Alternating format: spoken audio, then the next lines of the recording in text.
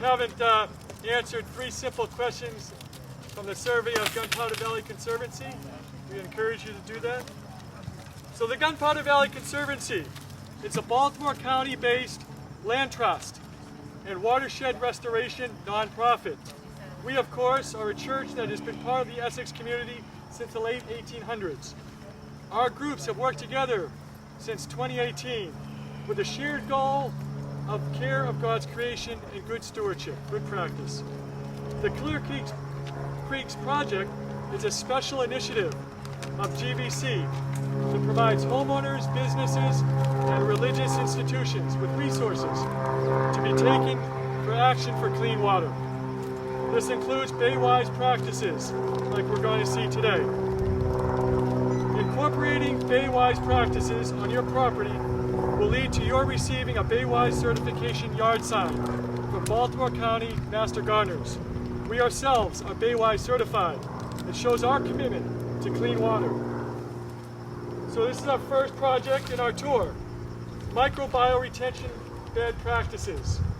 Our parking lot, like any parking lot, is a great example, a visible example of stormwater runoff, impervious surfaces. Stormwater or rain picks up pollutants and travels to the storm drain or to the nearest body of water, not treated before reaching our waterways. MBRs will reduce our runoff and pollution to Hopkins Creek by treating toxins in the tens of thousands of gallons of water for each rainstorm. Parking lot MBRs is a garden that incorporates engineering features, stone layers of underdrain to capture and temporarily hold large volumes of water. Good soil replaces bad dirt, and native plants absorb excess nutrients from runoff. So if you can follow me, we're going to do a circle and I'll show you last year's projects. Please follow me if you can.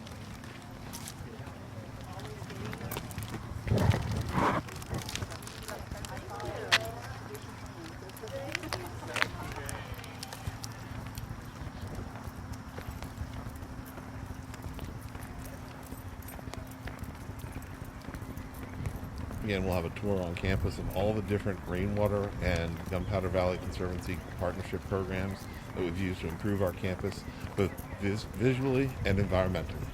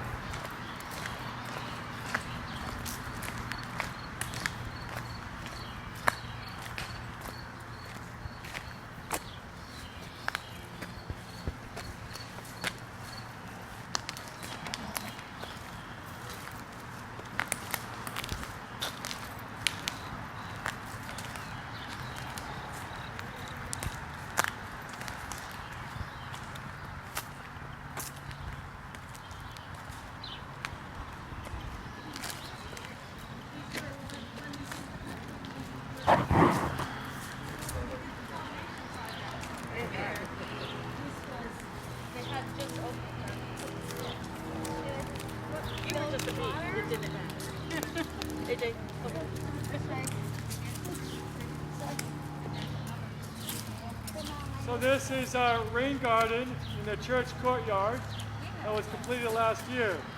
A rain garden is a smaller scale MBR. It's a basin-shaped garden, as you see, that's designed to absorb water into the ground like a sponge within 48 hours of an 1.5-inch rain event. The rain gardens are beautiful, they reduce standing water, and they have tremendous environmental benefits, including giving habitat to bumblebees, as you can see right here, and the pollinators. So it's win, win, win. Native plants are adapted to Maryland's climate. They do not need fertilizer, and they do not require watering unless there are long dry periods and once established. Native plants attract beautiful pollinators like hummingbirds, native bees, and butterflies. We're going to move on to our other rain garden.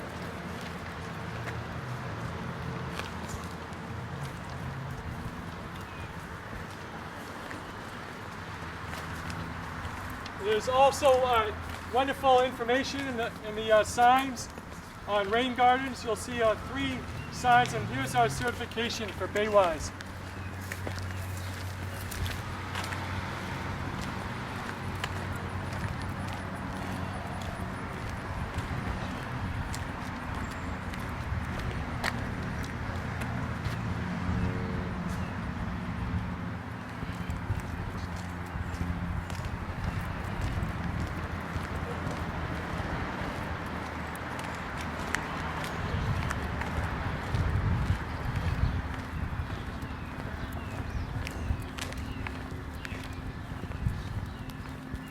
First basecaped area was between our rectory, lower school, and church building. The next area we're going to is behind our parish center.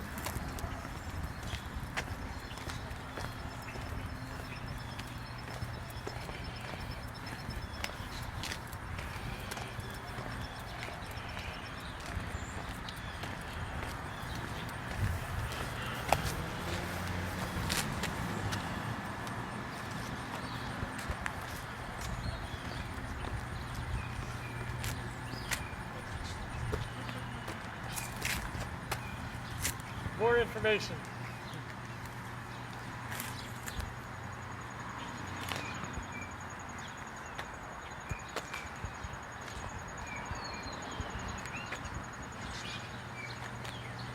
Welcome to our rain garden next to our parish center. This is a different rain garden, and with different native plants. Native plants provide habitat to pollinators like swamp milkweed that host the monarch butterfly. As we let rain soak into the ground, think about the water cycle, how our water flows to Hopkins Creek to the Chesapeake Bay. This is the concept of a watershed. Natural flows, that's gradual, absorbing toxins and spreading it out naturally. Now we're going to look at some of our native trees.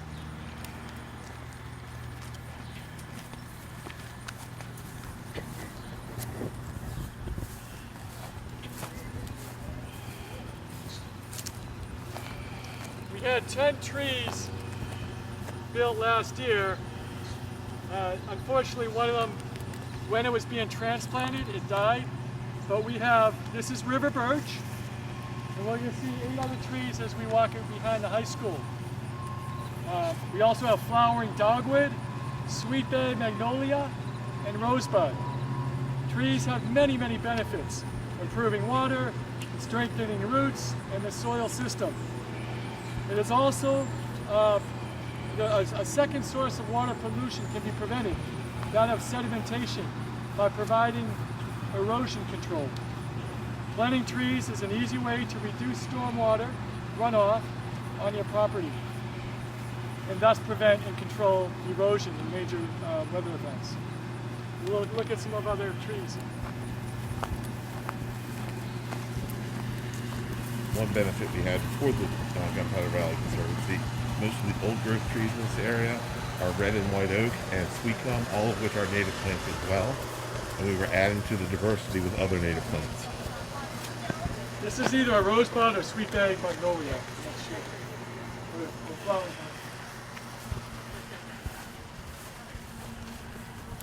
So we're gonna walk all the way down the walkway. This is one of our 3 school MBRs.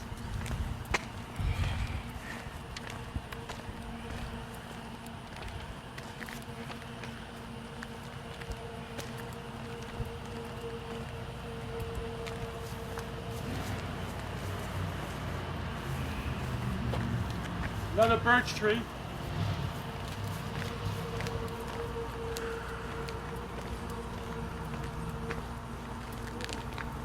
What's the name of that tree? That tree might be the sweet bay magnolia. Okay.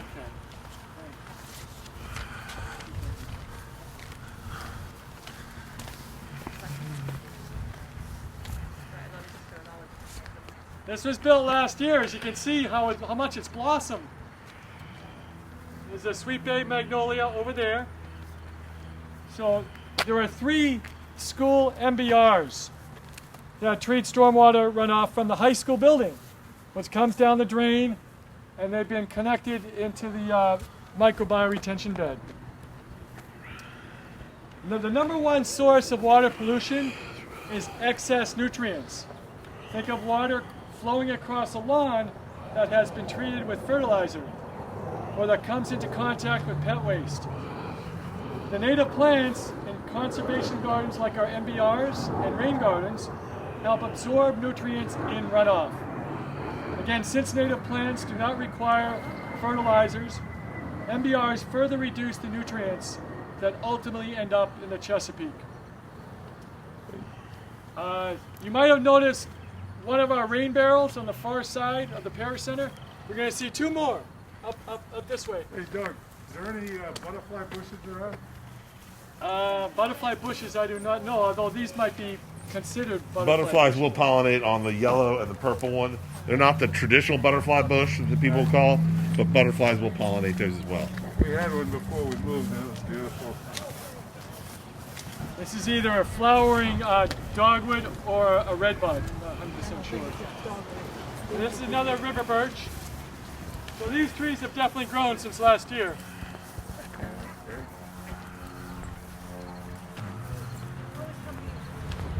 Our 7th, 8th, and 9th tree. There's one rain barrel, another in All that right, see, corner. here's 2 rain barrels. There's also one by the behind the Parish Center and one by the corner of the rectory by the first rain garden that we saw. Anybody know anything about rain barrels? Yeah, they gather rain. They gather rain, right. They hold up to 55 gallons that fills up with every half-inch rainstorm. It's all about water conservation. You can use your rain barrel then to water gardens or wash your car through the force of gravity. That's why it's elevated. Just attach a hose to it and it comes out pretty strong.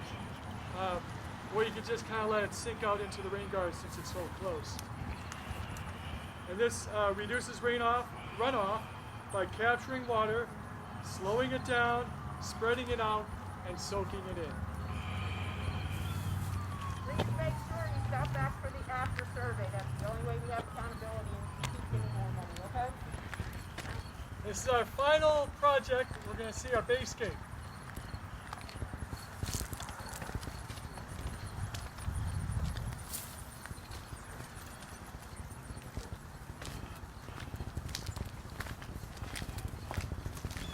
While we're walking along here, speaking as a teacher at the school, this area always used to be a flooded, muddy mess. And when we put in the native basecaping, it really cut down on that ponding water, allowed it to absorb and hold water much better in rainstorms, made the campus prettier, safer, and healthier for the environment as well. This is all done this year? What's that? This is all last done year. this year? So this was done a couple years ago. Oh, okay. This was one of the first ones. Okay. The ones in the parking lot were this year. Right. Here's a description of those. You're fine.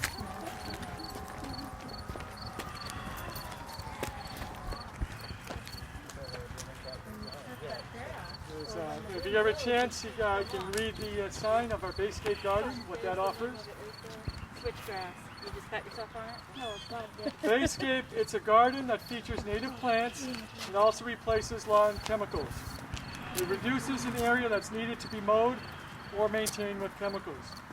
This particular Basescape focuses on grasses and sedges. It's located near the school to provide educational value for our students. And John, you just said something interesting. Can you repeat that? This area used to be a muddy mess. Whenever it rained, this area right here would get really swamped out and have standing water. And since we basecaped it, that's been cut down quite a bit. And a number of students helped out with this as well as part of their service hours at the school. So this program helped the school, helped the students, helped the environment. like Doug said earlier, it's a win-win-win-win. I lose track of the wins. Okay, we had a survey at the beginning. I've been reading some of the signs, but it never answered the questions. Like, for instance, where does all the wastewater come from? The not waste, the what do they call it? Runoff. Bad water. That was a question to see what you think you know. Yeah, is anybody going to answer it? Yes, you will. Where have does a lot of runoff faith. come from? It comes from the rainwater that's mixed in with either fertilizer or clutter from leaves and sticks, pet waste, all sorts. I know what you're, the most harmful pollution-wise that's running runoff. I think comes from factories and waste plants. That's the same answer I gave. Yeah. Yeah, Well, I don't know it's the funny. answer. Non-point source pollution is a bigger problem with the bay. You know, a factory you can point to and identify where the problem is, but the non-point solution, the people that are getting Chemlon treatments or whatever that are running off, Yeah. those areas that you can't identify tend to add up to more of the nutrient load that causes algae blooms and dead zones in the bay. Oh, wow. And these all work to stop those. Thanks everyone for joining this tour. We appreciate if you can conclude with the final survey question.